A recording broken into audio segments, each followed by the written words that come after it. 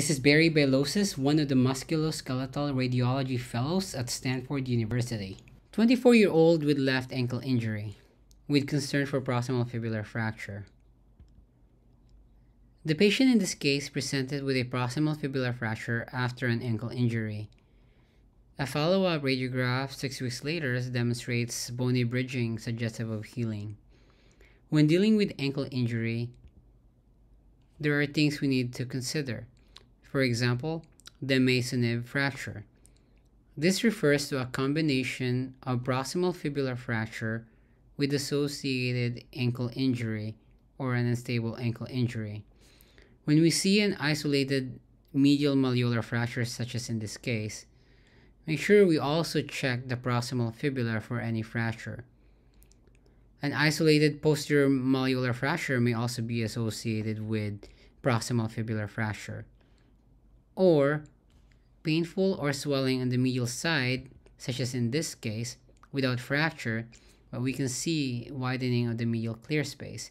We need to check the proximal fibula for fracture, which this case had. When imaging the tibiofibular syndesmosis, we look at the incisura tibialis, we look at the space, and then we also look at the medial clear space, which should be less than 5 mm.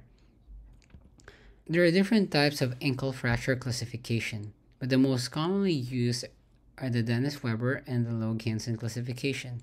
Weber classification takes into account the fibular fracture in relation to the syndesmosis, whereas Logue-Hansen is based on the mechanism of injury.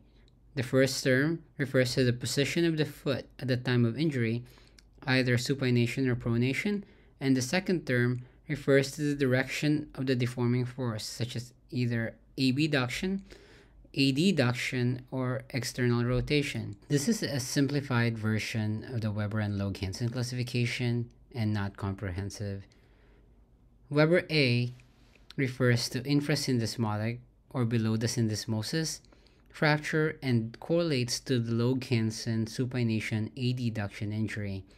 Weber B occurs at the level of the syndesmosis and correlates with the Logue-Hansen supination external rotation injury, whereas Weber C occurs above the syndesmosis and correlates to the Logue-Hansen pronation external rotation injury.